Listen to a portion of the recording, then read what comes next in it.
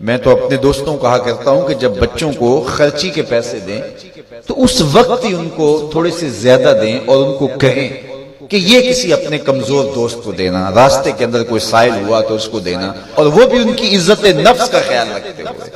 یہ جو نمائش کا جذبہ پیدا ہو گیا اور یہ جو سیلفی کا زمانہ آیا، اور اس نے تو رہی صحیح کسر ہی نکال دی۔ وہ کسی زمانے میں کہتے تھے نیکی کر دریا میں ڈال، اور پھر وہ زمانہ آیا کہ نیکی کر اخبار میں ڈال، اور اب نیکی کر فیس بک پہ ڈال۔ اب تو وہ تقوی، وہ جو للہیت، وہ تو ختم ہوتی چلی جا رہی ہے۔ آج کل وہ اجتماعی شادیوں کا ایک رواج پیدا ہوا۔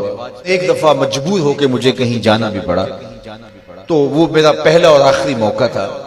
تو میں نے وہاں کہا کہ آپ نے مجھے جس مقصد کے لیے بلایا ہے، میں اچھائی کے کاموں کی تحسین کرتا ہوں، لیکن یہ منظر آپ کا مجھے اچھا اس لیے نہیں لگا کہ زندگی میں 3 مرحلے ہر شخص پہ آتے ہیں جب وہ مہمان خصوصی ہوتا ہے۔ جب وہ پیدا ہوتا ہے، کالا کلوٹا بھی کیوں نہ ہو، سارے اسے دیکھنے آتے ہیں۔ جب وہ عروسی کا جوڑا پہنتا ہے، چاہے مرد ہے چاہے عورت، تو اس وقت بھی سارے لوگوں کی نگاہ کا مرکز ہوتا ہے۔ اور تیسرا، جب سفید کفن اوڑھ کے آخری منزل کی طرف چلتا ہے تو سارا شہر کہتا ہے چلو اس کا منہ دیکھائیں۔ بلکہ اس کا یہ پروٹوکول ہے کہ امام کعبہ بھی ہو تو وہ پیچھے کھڑا ہوگا، اس کے جنازے کو آگے رکھا جائے گا۔ یہ اس کا اعزاز ہے، یہ اس کی تقریر ہے۔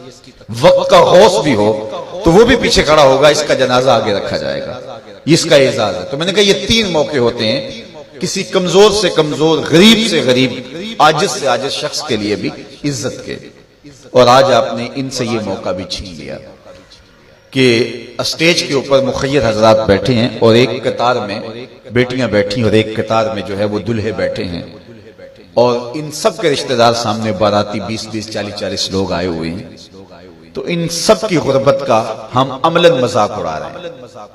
آج یہاں میں کسی کے چہرے کے اوپر خوشی نہیں دیکھ رہا۔ اگر مسکراہٹ ہے تو وہ مصنوعی مسکراہٹ ہے۔ کاش کہ ان کے ماں باپ کے گھروں میں جا کر کے تنہائی کے اندر ان کی مدد کرتے، اور یہ بیٹیاں اپنے گھر سے نکلتی اور ماجرا ہوتا۔ اب ان کی غربت کا گواہ آپ نے کتنے لوگوں کو بنایا، اور صرف اپنے اشتہار کے لیے۔ تو یہ مزاج پیدا کریں، عزت نفس نہ کسی کی مجروح ہونے دے۔ سب سے قیمتی شے انسان کی عزت ہوتی ہے۔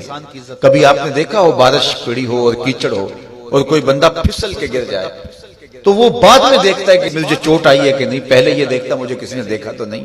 اس کا مطلب یہ ہے اس کو اپنی جان سے عزیز اپنی عزت ہے۔ تو مت کسی کی عزت پہ انگلی اٹھائیں، مت کسی کی تذلیل کا سبب بنیں، مت کسی کی رسوائی کا ذریعہ بنیں۔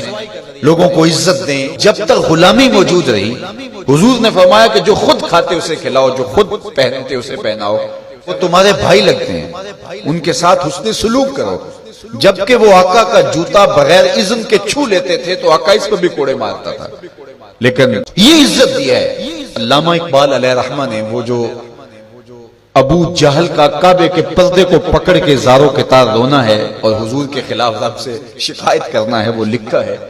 تو اس میں جو شکایتیں لگاتا ہے ابو جہل کعبے کے غلاف کو پکڑ کے، تو اس میں ایک شکایت یہ لگاتا ہے کہ از محمد سینہ ما زار زار، ہمارا سینہ بڑا دکھی ہو گیا ہے، اس شخص نے تو ہمارے نظم کو خراب کر دیا ہے۔ با غلام خیش بر یکخان نشست، یہ جو دین لے کر آیا ہے اس دین کے اندر یہ سبق ہے کہ غلام اور آقا ایک دسترخوان پہ بیٹھیں گے، اور اگر غلام اور آقا ایک دسترخوان پہ بیٹھ جاتے ہیں تو پھر کہاں گیا ہمارا قریش کا سردار ہونا؟ تو یہ تو ہمارا سب سسٹم تلپٹ ہو جائے گا۔